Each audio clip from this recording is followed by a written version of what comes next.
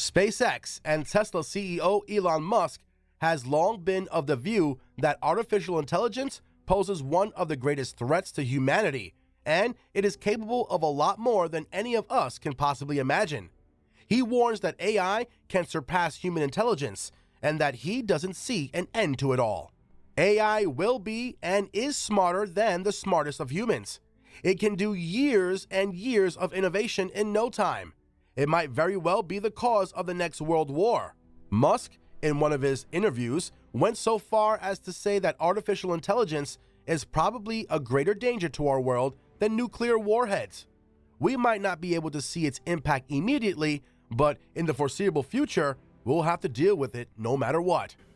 I try to convince people to slow down AI, to regulate AI. This was futile. I tried for years. This seems Nobody like a scene listened. in a movie Nobody where listened. the robots are going to fucking take over and you're freaking me out. Nobody listened. Nobody listened. No one. Are people more inclined to listen today? It seems like an issue that's brought up more often over the last few years than it was maybe 5-10 years ago. It seemed like science fiction.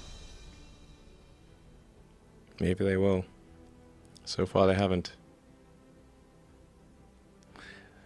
I think people don't, like, normally the way that regulations work is very slow. Very slow indeed. So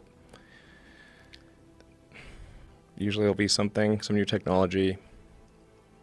It will cause damage or death. There will be an outcry.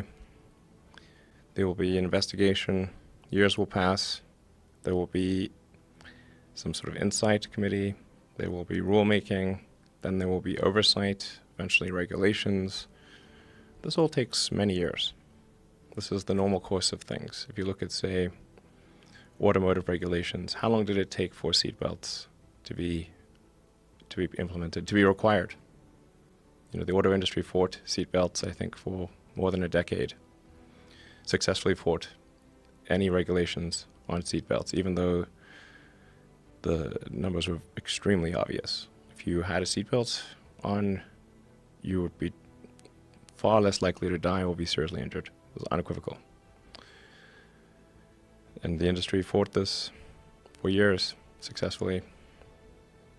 Eventually, after many, many people died, regulators insisted on seatbelts. This time frame is not relevant to AI. You can't take 10 years from the point at which it's dangerous. It's too late.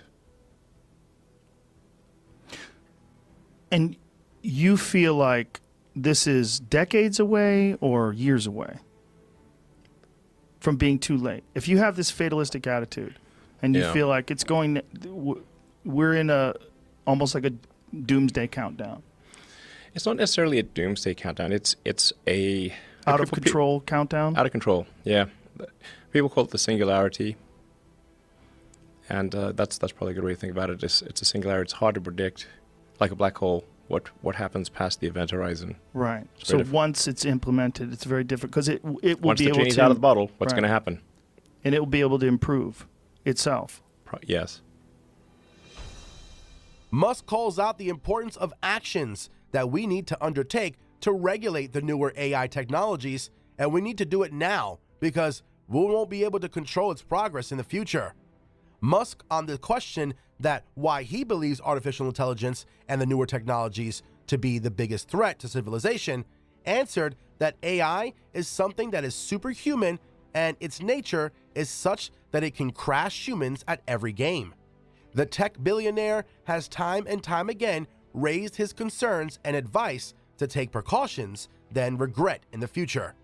A better controlled and well-regulated AI technology can be the answer to all of our concerns. He also stresses the role of governments in making AI technologies more regulated. Elon Musk speaks with great clarity on the matter. He believes that we need to expand our knowledge about artificial intelligence and gain understanding and insight into these technologies. Only then we'll be able to monitor the advancements in the field and come up with the rules that would bring about a safe advent of AI.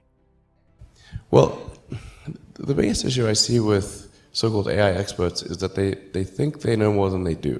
And they think they're smarter than they actually are. In general, we are all much smarter than we think we are, but much less smart, dumber than we think we are, by a lot. So this tends to plague smart people. They just can't.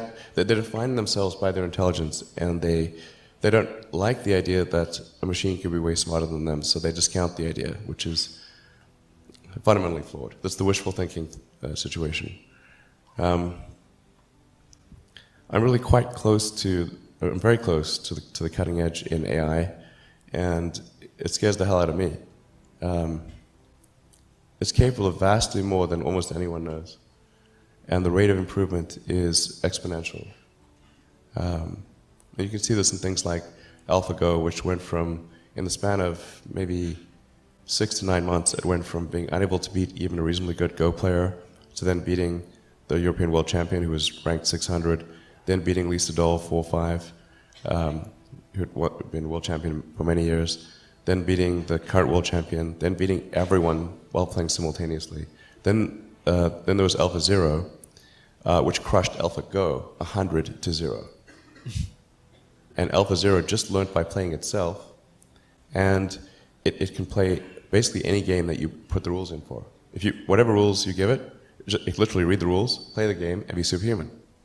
For any game. Nobody expected that rate of improvement. If you ask those same experts who think AI is not progressing at the rate that I'm saying, I think you will find that their predictions for things like Go and other AI advancements have their batting average is quite weak. It's not good. So the rate of improvement is really dramatic. We have to figure out some way to ensure that the advent of digital superintelligence is one which is symbiotic with humanity. I think that's the single biggest existential crisis that we face, and the most pressing one. And how do we do that? I mean, if we take it that it's inevitable at this point, that some version of AI is coming down the line, how do we steer through that? Well, I'm not normally an advocate of regulation and oversight. I mean, I think one should generally err on the side of minimizing those things. But this is a case where you have a very serious danger to the public. And so therefore, there needs to be a public body that has insight and then oversight to confirm that everyone is developing AI safely. This is extremely important. I think the danger of AI is much greater than the danger of nuclear warheads by a lot. And nobody would suggest that we allow anyone to just build nuclear warheads if they want. That would be insane. And mark my words, AI is far more dangerous than nukes. Far. So why do we have no regulatory oversight? This is insane. Well, it's a question you've been asking for a long time. I think it's a question that's come to the forefront over the last year, where you begin to realize that it doesn't necessarily, I think we've all been focused in on the idea of artificial superintelligence, right? Which is clearly a danger, but maybe a little further out. What's happened over the last year is you've seen what I've been calling artificial stupidity. You're talking about, algorithmic manipulation of social media. Like we're in it now. It's starting to happen. How do we? What's the intervention at this point? I'm not really all that worried about the short-term stuff. Things that are, like narrow AI is not a species-level risk. It will result in dislocation, in lost jobs, and sort of better weaponry and that kind of thing. But it is not a fundamental species-level risk, whereas digital superintelligence is. So it's really all about laying the groundwork to make sure that if humanity collectively decides that creating digital superintelligence is the right move, then we should do so very, very carefully. Very, very carefully. Just like that pace of progress is remarkable. And And you can see more and more coming out in robotics. You can see robots that can learn to walk from nothing, within hours, like way faster than any biological being. But the thing that's most dangerous is, and it's the hardest to kind of wrap, kind of get your arms around because it's not a physical thing, is kind of a deep intelligence in the network. And you say, well, what harm could a deep intelligence in the network do? So, well, it could start a war by doing fake news and spoofing email accounts and fake press releases, and just by manipulating information. The pen is mightier than the sword. And with this, today's video comes to an end. Hope you enjoyed the video, and if you did, make sure to comment down below. Don't forget to like and subscribe, and we'll see you guys next time.